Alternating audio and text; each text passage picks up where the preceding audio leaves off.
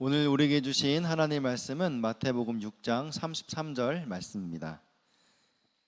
마태복음 6장 33절 말씀을 우리 크게 한 목소리로 같이 합독하시겠습니다. 그런즉 너희는 먼저 그의 나라와 그의 의를 구하라. 그리하면 이 모든 것을 너희에게 더하시리라. 아멘. 할렐루야. 우리 앞뒤 옆 사람과 이렇게 인사하겠습니다. 수련회 전보다 더 잘 살아봅시다.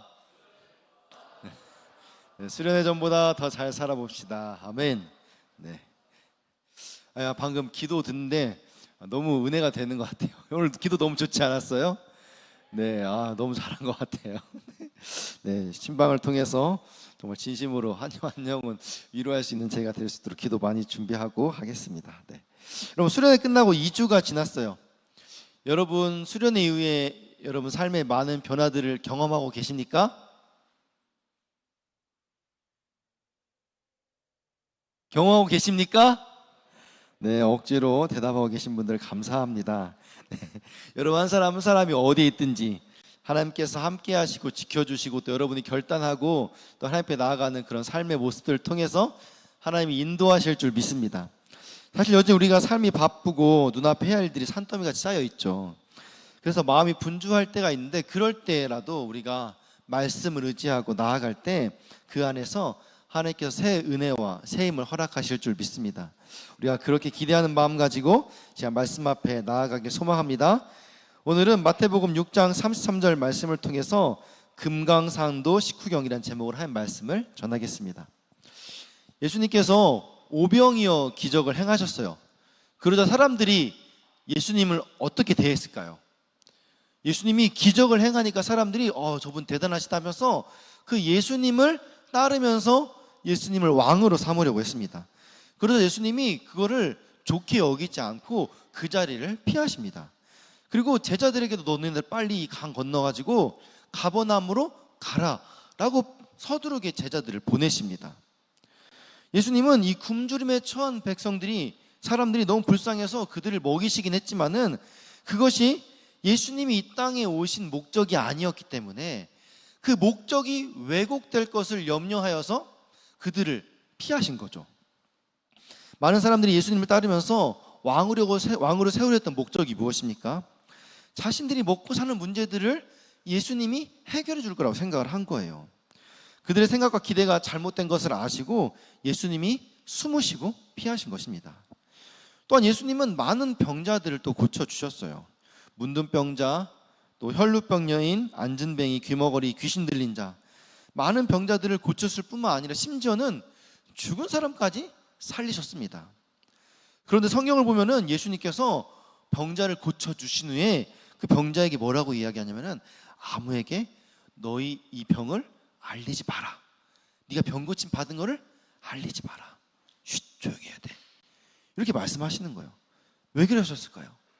예수님이 겸손하셔가지고 자기를 자랑하지 않으려고 그렇게 한 게 아니라는 거예요. 여기에는 분명한 이유가 있었다는 것입니다.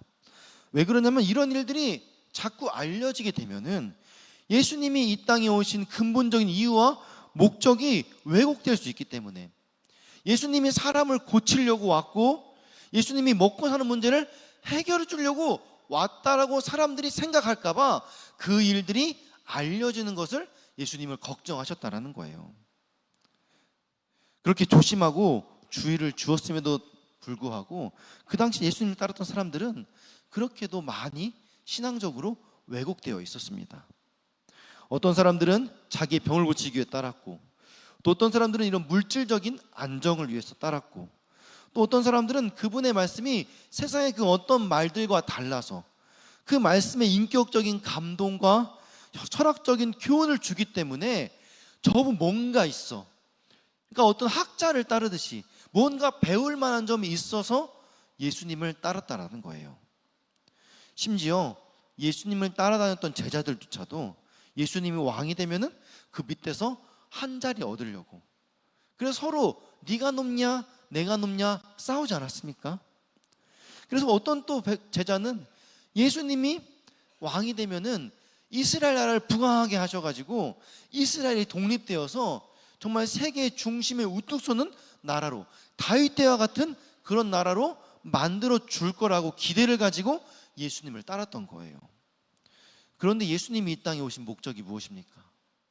예수님은 우리를 잘 먹게 하려고, 우리에게 돈을 많이 벌게 하려고, 물질적인 안정을 주려고, 또 우리나라가 예수님 잘 믿으면 잘 살게 하려고 이 땅에 오신 게 아니라는 거예요. 예수님은 우리를 죄에서 구원하고 다시금 하나님과의 관계를 회복하여서 우리가 하나님 나라의 백성으로서 하나님 나라의 삶을 다시 살게끔 하려고 이 땅 가운데 오셨다는 것입니다. 그것을 한마디로 말하면 뭡니까? 구원. 예수님은 우리를 구원하시려고 오신 거예요. 오늘날에도 많은 사람들이 예수님을 믿지만은 그 목적들이 많이 왜곡되어 있어요. 요즘도 예수님 당시와 사실 많이 다르지 않아요. 어떤 사람은 병 고치기 위해 예수님 믿는 사람도 있어요. 부자 되기 위해서 믿는 사람도 있고, 좋은 말씀을 통해서 착한 사람이 되려고 믿는 사람도 있습니다. 어떤 사람이 교회라는 공동체가, 여러분 기독교가 세계에서 가장 큰 종교잖아요. 그래서 교회가 사실 집단도 굉장히 크고, 그러니까 여기서 무언가 종교 생활을 하나 해야겠는데 기독교가 제일 매력적이고 그럴듯해 보이는 거예요. 그래서 그 공동체에 속해서 어떤 중요한 직분을 맡으면은 사회적으로도, 야 나도 교회 다니니까, 나 교회 장로야, 나 교회 안수집사야, 교회 권사야, 말하기 좋잖아요. 그러니까 이런 좋은 직분, 이미지 메이킹을 하려고. 또 어떤 사람들은 교회가 사람이 많이 모이니까 그 안에서 장사하려고 교회 사람도 있어요. 실제로 교회에서 사람들 많이 친해져 가지고 그 사람들 통해서 상품을 잘 팔 수 있거든요. 또 착한 사람이 파는데 교회 성도가 파는데 하나 팔아줘야죠. 그 안에서 소속감도 없고 또 재미있는 취미생활도 하고, 교회가 여러모로 얻을 게 많은 거예요. 그러니까 이 교회 생활하는, 교회에서 그렇게 교회 생활하는 사람들이 얼마나 많은지 모릅니다. 그런데 그것은 교회를 잘못 다니고 있는 거예요. 여러분 예를 들어서 여러분 몸이 아파서 병원을 갔어요. 병원 가면 왜 가는 거예요? 당연히 의사의 진료를 받고 진단을 해가지고 그 병을 낫기 위해서 치료를 받으려고 병원에 가는 거잖아요. 그런데 병원에 가가지고 병원 로비에 무료로 나눠주는 커피 마시고, 또 병원 책장에 있는 막 잡지 보면서 여기 잡지 괜찮네, 그리고 또 병원 인테리어 보면서 되게 병원 깔끔하다, 여기 병원 괜찮네 하고 병원에 갔지만 정작 중요한 치료는 받지도 않고 커피 마시고 잡지 보다가 인테리어 구경하다가 간다고 생각해 보세요. 그럼 병원을 잘못 온 거죠. 병원을 갈 필요가 없는 거죠. 여러분 교회도 마찬가지예요. 물론 예수님 믿고 병 낫는 사람도 있어요. 나을 수도 있어요. 복을 받아 사업이 잘 되고 교회 다니다가 부자 되는 사람도 있어요. 그런데 그것이 예수님 믿는 목적이 되어서는 안 된다는 겁니다.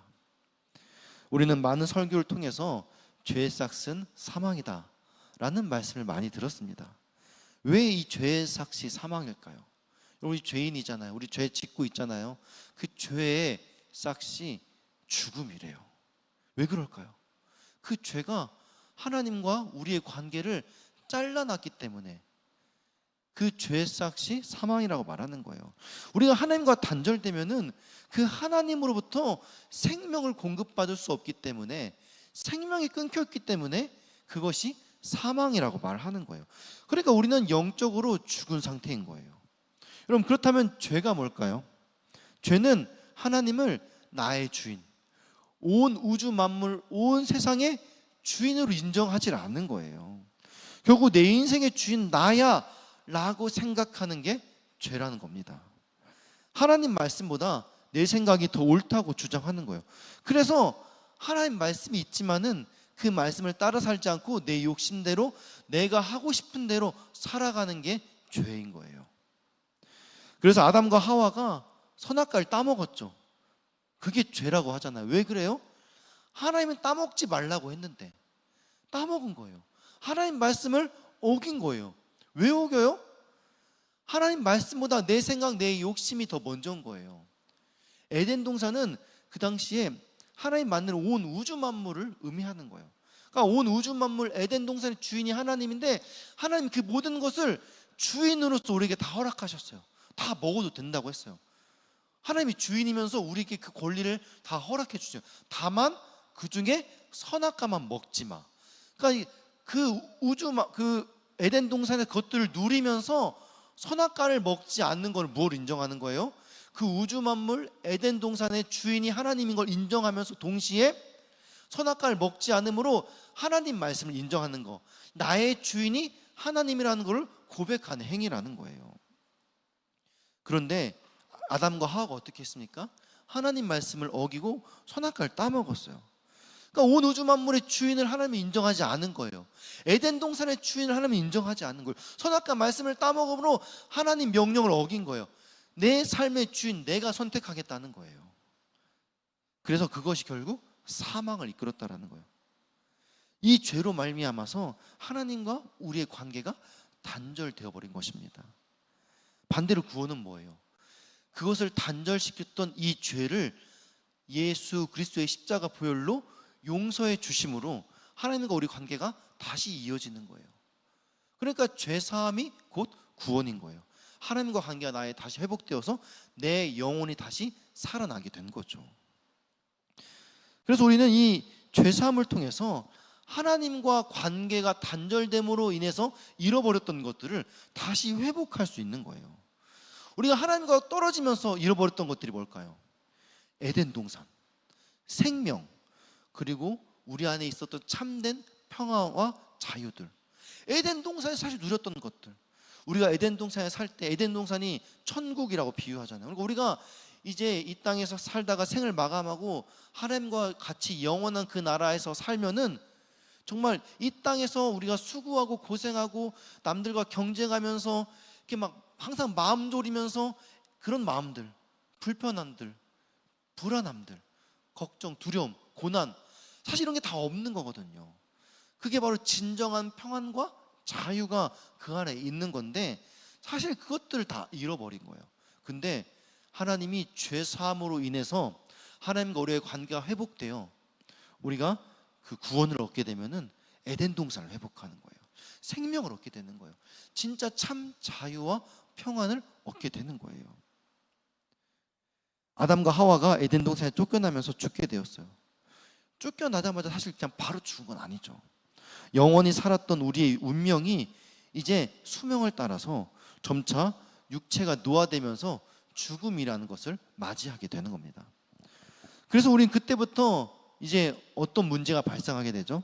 우린 땀을 흘려야 먹을 수 있게 되고 해산의 고통을 견뎌내야만 우리의 존재를 계속 이어갈 수 있는 거예요. 그러나 죄 문제가 해결되면 이 모든 고통과 억압으로부터 자유하게 되는 겁니다. 당장 우리의 육체가 일을 안 해도 된다 그런 건 아니에요. 갑자기 해산의 고통이 없어지는 건 아니에요. 그런데 우리 안에 누리지 못했던 그 하나님 나라, 그 삶을 회복하게 된다는 거예요. 그리고 실제로 우리가 죽어서 가게 되는 진짜 하나님 나라는 그런 고통과 그 수고가 없는 거죠. 그래서 하나님과의 관계의 회복은 단순히 우리가 그냥 하나님을 알고 하나님과 가까워지고 친해져서 우리가 그냥 좀 더 하나님 닮은 그런 착한 그런 사람으로 살아가는 것, 그것만 의미한다는 게 아니에요. 에덴 동산에 누렸던 그 영원한 생명, 그 가치들을 우리가 되찾는 거예요. 그래서 우리는 믿음으로 영생을 얻게 된 것을, 그것이 진짜 내 안에 구원이라고 말하는 거죠. 그래서 구원의 중요한 개념에 이 영생이라는 것도 있지만은 영생과 더불어 내가 마음껏 먹고 마시고 누렸던 그런 에덴 동산, 하나님 나라의 삶, 그것들을 회복하는 거예요. 우리가 이것들을 진짜 회복하지 못하면 우리가 완전한 구원을 이루었다라고 말할 수 없는 거예요. 이것을 꿈꾸면서 모이는 곳이 바로 이 교회라는 거예요. 아담과 하와가 범죄하여 하나님과의 관계가 단절되었습니다. 그렇게 에덴 동산에서 쫓겨난 후에 이제 인간은 어떤 운명에 처하게 되었냐면은 에덴 동산 밖에서 출생하게 된 거예요. 아담과 하와가 이제 자식을 낳기 시작하죠. 에덴 동산에서 아들을 낳지 않았어요. 에덴 동산에서 쫓겨난 후부터 출산의 고통을 겪어가면서 자식들을 낳기 시작합니다. 그러니까 그때부터 이제 우리의 출생지는 필연적으로 에덴 동산 안이 아니라 에덴 동산 밖이 되어버린 거예요. 여러분, 모든 사람은 자신의 의지와 상관없이 다 태어나죠. 출생의 장소도 우리가 스스로 선택할 수가 없습니다. 그래서 부모가 낳은 곳이 내 출생지가 되는 거예요.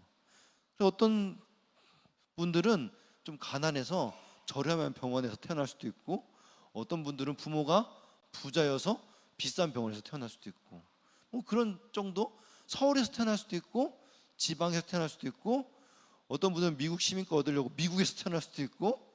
그렇죠. 이거 내가 선택할 수가 없는 거예요. 그런데 중요한 건 뭐냐? 그 모든 것들이 결국 우리는 부모가 누구였어요? 아담과 하와였기 때문에, 에덴 동산 밖으로 쫓겨났기 때문에 우리 모든 영적으로 다 에덴 밖에서 출생했다라는 겁니다. 에덴 밖에서 영적으로 태어났다는 건 무엇을 의미해요? 우리가 이미 태어날 때부터 하나님과 단절된 관계 안에 있었다는 거예요. 태어나면서부터 하나님과 끊어져서 태어나는 거예요. 영적으로 죽은 상태로 태어나는 거예요. 그래서 우리가 태어나면서부터 우리는 죄인이었던 거예요. 이와 같은 운명은 모든 사람에게 예외가 없습니다. 그래서 이걸 뭐라고 말하냐면 원죄라고 말을 하는 거예요. 근본적으로 태어나면서부터 가지고 있는 죄. 세상 사람들은 이 육체의 탄생과 죽음을 놓고 뭐라고 말하냐면, 우리 인간은 자라면서부터 생명에서 죽음으로 나아간다라고 많이 얘기해요. 육체가 태어났잖아요. 생명이에요. 이제 우리가 육체가 노화돼서 죽어요. 죽음으로 간다라고 이야기를 하죠. 그런데 우리가 영적으로 본다고 하면은 우리는 죽음에서 생명으로 나아가는 존재입니다. 우린 처음부터 에덴 밖에서 태어났어요. 그런데 이 상태에서 계속해서 무엇을 향해 나아가는 거예요? 에덴 안으로, 하나님 안으로 생명을 찾아 계속 나아가야 되는 존재가 되는 것입니다. 우리만의 금강산도 식후경이란 말이 있죠. 먹는 것은 생명이 왔다 갔다 하는 문제예요. 그러니까 아무리 좋은 구경거리가 있어도 생명이 달려있는 그 일보다 더 중요한 게 없다라는 거죠. 인간은 원죄로 말미암아 하나님과 관계가 단절되었어요. 태어날 때부터 우리의 태어난 자리가 사망의 상태였다라는 거예요. 이런 인간에게 가장 중요한 게 뭐겠습니까? 가장 먼저 해결해야 될 문제가 뭐겠습니까? 바로 구원, 생명으로 나아가는 일. 이것보다 우리에게 더 큰 과제라는 건 있을 수 없는 겁니다. 물론 우리에게 시간이 많이 남아있을 수 있어요. 청년의 때라고 젊을 때라고 좀 더 나중에 이 문제 해결하면 되지. 그런데 죽음이란 게 순서가 있습니까? 어떤 아이들은 태어나자마자 안타깝지만은 세상을 떠난 아이들도 있어요. 그렇게 볼 때 당장 오늘 내일을 알 수 없는 우리에게 지금 당장 가장 중요한 게 뭐냐는 거예요. 우리가 아직 이 죽음의 상태에 머물러 있다면은 가장 먼저 금강산도 식후경이라고 더 좋은 세상의 볼거리, 누려야 할 것들을 남겨두고 더 중요한 게 뭐냐면은 이 생명의 문제를 우리가 하루속히 빨리 해결해야 된다는 겁니다. 하나님과의 관계 회복을 통해 구원을 얻는 일보다 더 중요한 일이 우리에게 무엇이 있겠습니까? 생명의 문제를 먼저 해결하지 않으면은 다른 어떤 일들을 한다 해도 사실 모두 헛된 일일 뿐인 것입니다. 그래서 오늘 예수님은 오늘 본문에서 말씀하시죠. 그런즉 너희는 먼저 그의 나라와 그의 의를 구하라. 그리하면 이 모든 것을 너희에게 더하시리라. 아멘. 그런데 사탄은 끊임없이 우리에게 말하는 거예요. 무엇을 먹을까? 무엇을 마실까? 무엇을 입을까? 오늘도 뭘 입을까? 좀 궁금해야 되지 않겠어요? 이런 것들을 계속 고민하게 만들어서 하나님과의 관계가 중요하다는 것을 잊게 만드는 거예요. 실제 우리 삶에서 하나님과의 관계, 구원의 문제보다 우리가 더 많이 고민하고 염려하는 것들이 무엇입니까? 멀리서 찾을 필요 없어요.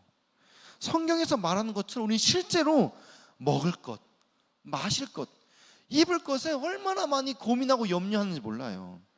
오늘 친구랑 만났는데 무슨 옷 입을까? 어떤 맛집을 알려줘야 좀 힙하다는 소리를 좀 들을 수 있을까? 어떤 카페에서 사진을 잘 찍어야 SNS 올릴 때 얘 센스 있다라고 그런 소리를 좀 들을 수 있을까? 사실 다 우리가, 특히 여러분 청년 시대 때 고민한 게 다 그런 거 아니에요? 무엇을 먹을까? 무엇을 마실까?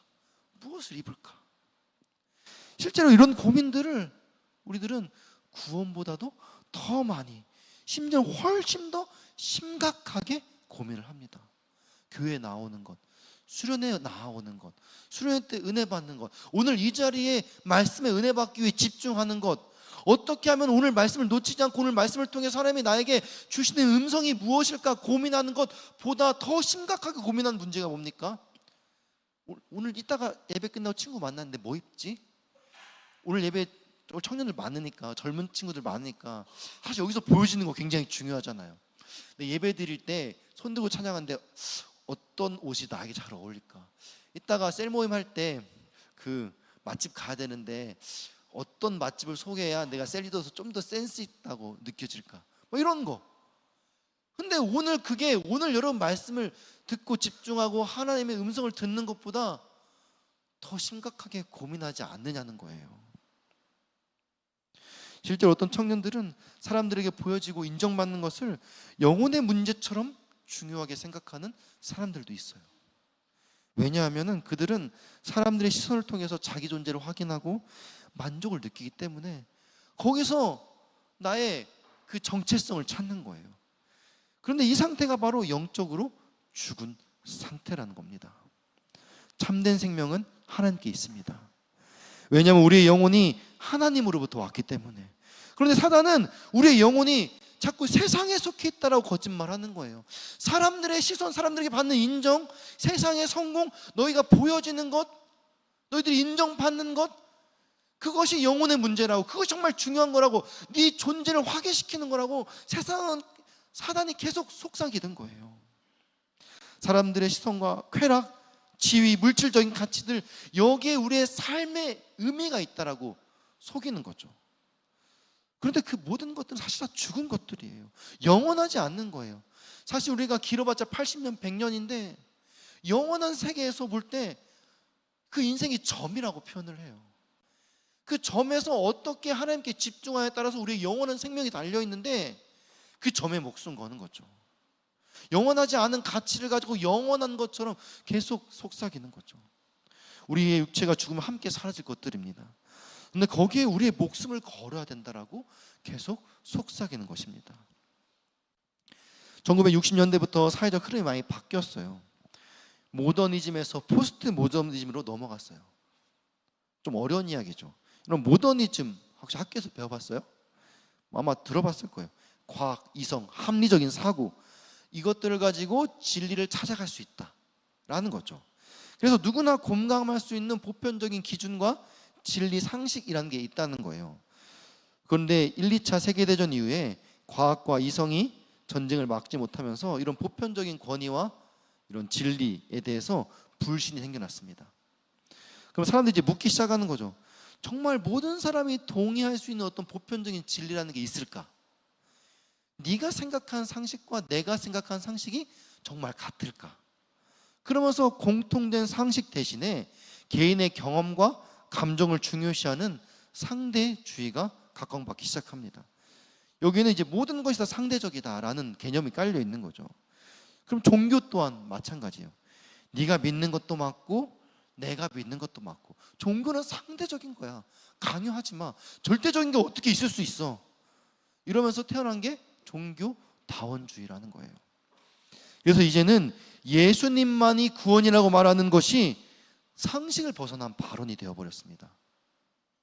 산 정상에 올라가는 길이 하나가 아니라 여러 개가 있듯이 어느 길을 통해서든지 산 정상에만 올라가면 되는 거 아니냐. 구원도 꼭 예수님만 길이라는 생각을 버려야 된다. 다른 종교의 길을 통해서 얼마든지 구원이라는 거에 이룰 수 있다. 꼭 그 하나님만 얘기할 수 있는 거냐? 예수님만 얘기할 수 있는 거냐?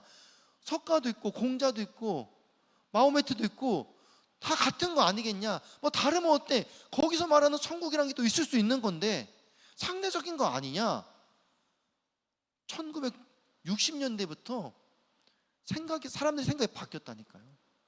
이제 기독교만 진리다, 예수님만 길이라고 말하면 상대를 안 해줘요. 미친 사람 취급하는 거죠. 말이 안 통한다고 말하는 거죠. 여러분은 어떻게 생각하세요? 너무 논리적이고 이성적이고 합리적이고 관대해 보이지 않아요? 이에 반해 예수님만 구원에 이른 유일한 길이라고 믿는 것은 왠지 비합리적이고 독선적인 태도처럼 느껴집니다.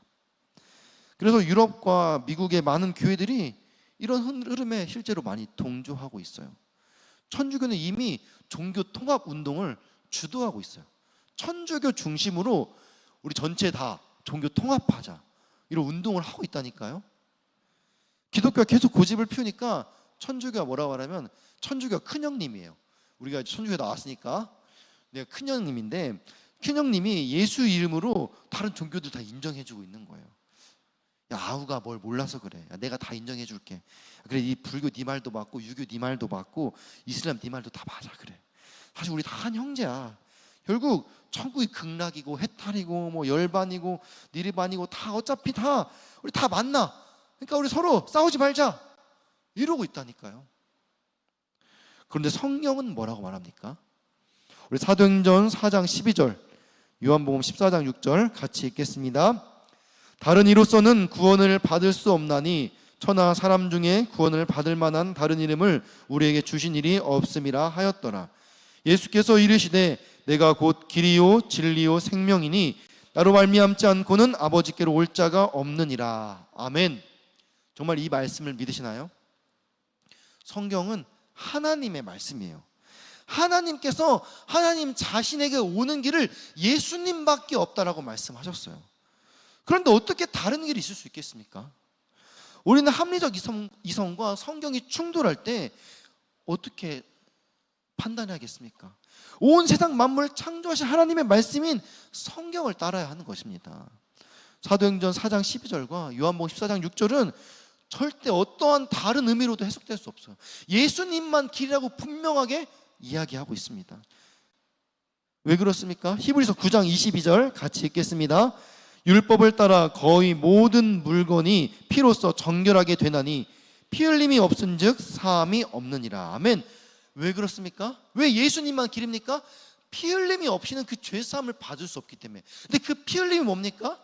예수 그리스도의 보혈.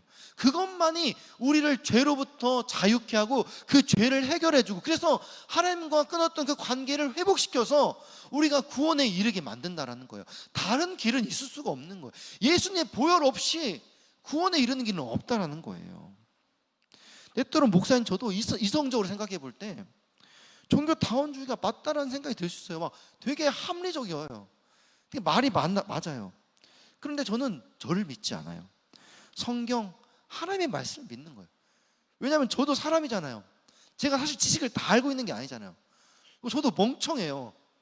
그러니까 제가 성경하고 저하고 성경이 아닌 것 같은데, 그럼 제가 아닌 거예요.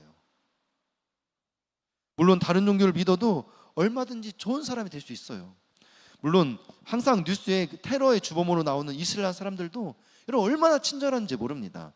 왜냐하면 그들의 경전에 환대의 법이라는 것들이 있거든요.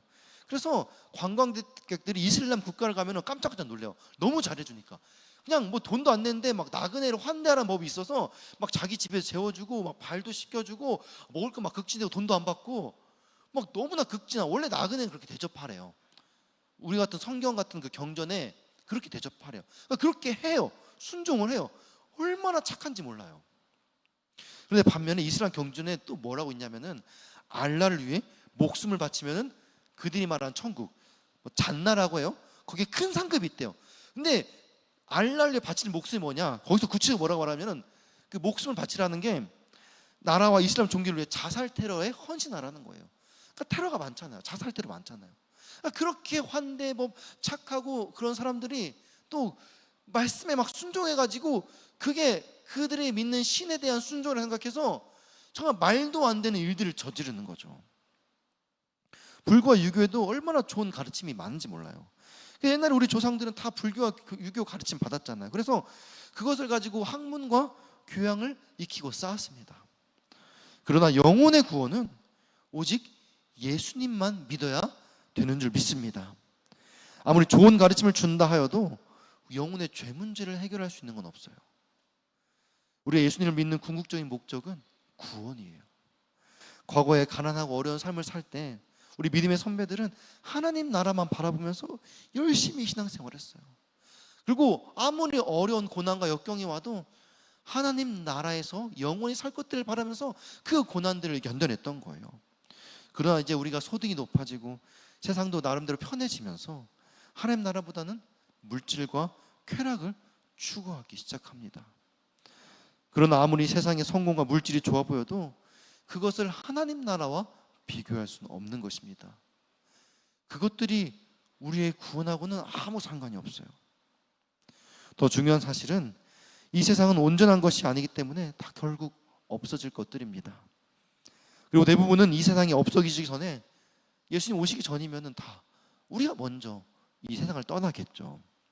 그렇게 육체의 죽음 이후에는 우리가 이 땅에서 어떻게 살았는가에 대해서 하나님의 심판을 받아야 될 때가 옵니다. 천국에 갈지 지옥에 갈지 정해지는 거죠. 우리가 갈래 말래 정할 수 있는 게 아니에요. 그런데 이 세상의 눈이 어두워 구원의 문제를 해결하지 못하면 이것보다 더 심각한 문제는 없는 것입니다. 감사하게도 그 천국이 꼭 죽어서만 가는 건 아니에요. 물론 구원 안에는 죽어서 가는 천국을 포함하고 있지만은 그것이 구원의 전부는 아니라는 겁니다.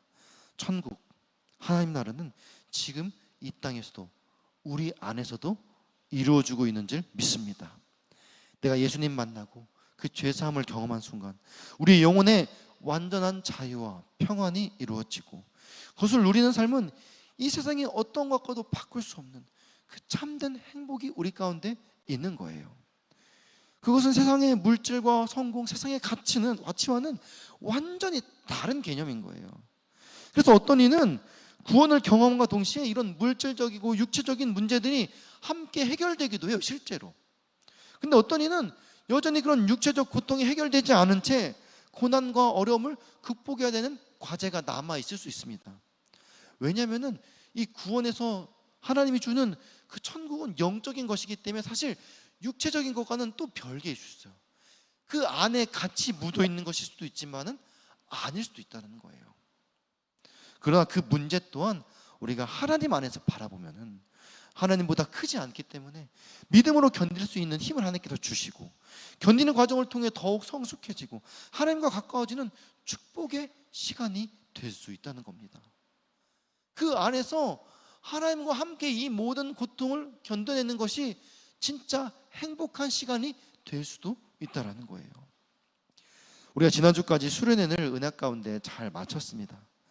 여러분, 수련회 이후에 삶이 많이 변화되었어요? 제가 아까 서두에 물어봤죠. 대답을 많이 안 하시던데. 수련회를 통해서 예수님을 만나고 여러분 구원을 경험했습니까? 그렇다면 우리는 수련회 이후에 받은 구원을 누리는 삶을 살아야겠죠. 그런데 목회자인 저로서는 여러분을 볼 때 잘 모르겠어요, 아직. 제가 여러분이 그런 삶을 못 살고 있다라고 이렇게 부정하고 단정짓는 건 아니에요.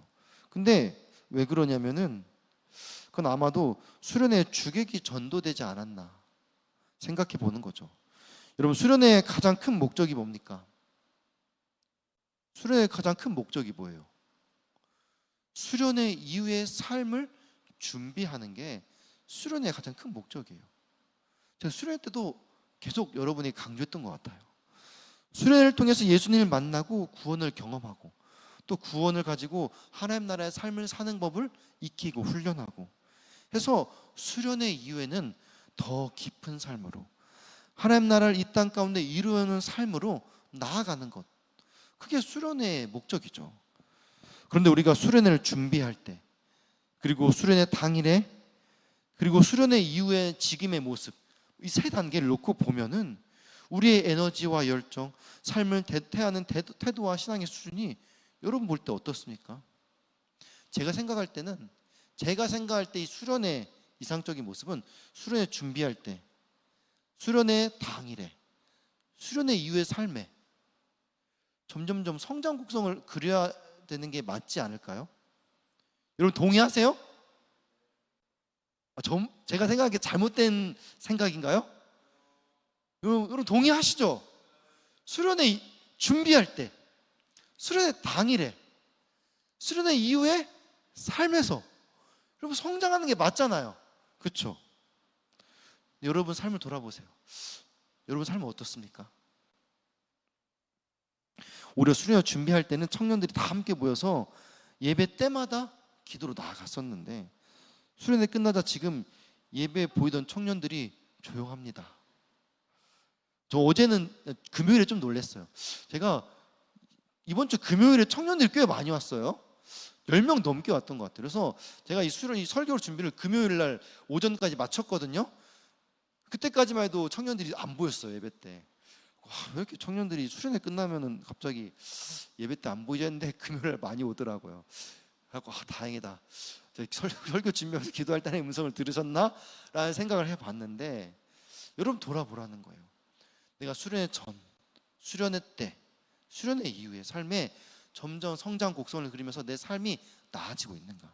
아니면 반대로 수련회를 위해서 수련회 전에 그렇게 기도하고 열심으로 하나님 앞에 나아갔는데 오히려 수련회 당일에는 수련회 전보다는 너무 이미 지쳤어. 너무 많은 것들을 준비했어. 그러니까 수련회 때는 이미 다 준비되어 있으니까 누리자. 그리고 수련회 때 즐기고 누리고 교제하고 물론 은혜도 많이 받고 끝났어. 그럼 수련 이후에 이제 지쳐가지고 좀만 쉬자. 좀만 쉬자. 혹시 여러분 상황이 지금 그러고 있지는 않으신가요? 물론 저는 목회자이기 때문에 여러분의 삶을 다 알 수는 없습니다. 어떤 이는 수련회를 정말 기대하는 마음으로 수련회 준비 때 시간이 안 되는데도 시간을 내서 기도의 자리에 왔던 청년들도 있을 거예요. 그리고 수련회 때 기도로 준비한 만큼 은혜를 많이 받았고 그 이후의 삶에서도 제가 보지 못하지만 여러분의 직장에서 가정에서 또 사람을 만날 때라든지 여러분 무슨 일을 대할 때 여러분의 삶의 태도가 변하고 확실한 변화를 경험하고 있는 청년들도 있을 거예요. 실제로 어떤 친구는 그 안에서 열매를 맺고 있는 삶도 있을 거라고 생각합니다. 근데 저는 교회 목회자다 보니까 교회 생활, 신앙생활을 바라볼 때 보여지는 한계가 있죠. 그래서 자꾸 기도하게 되는 것 같아요. 어떤 청년들은 교회 생활 너머의 삶에서 매일 승리하며 하나님과 교제가 더욱 끈끈해지는 청년들도 있겠지만 표면적으로는 예배하고 기도하는 모습이 보여지지 않는 것을 보면서 노파심에 여러분의 한 번 더 권면의 말씀을 드립니다. 여러분 수련회는 훈련하고 연습하는 자리예요.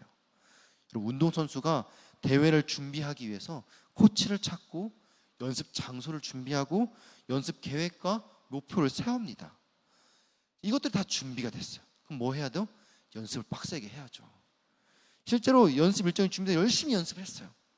근데 갑자기 대회 당일에 힘을 내지 못하는 거예요. 연습 때 너무 힘을 많이 빼가지고 갑자기 막 대회를 막 포기합니다. 그렇다고 한다면 지금까지 준비했던 그 모든 것이 다 헛되고 마는 것이죠. 금강산도 식후경이죠. 우리가 지금 당장 좋아 보이는 것들을 즐기는 것도 중요하겠지만은 그것보다 더 중요한 것이 무엇입니까? 우리의 생명을 살린 일이에요.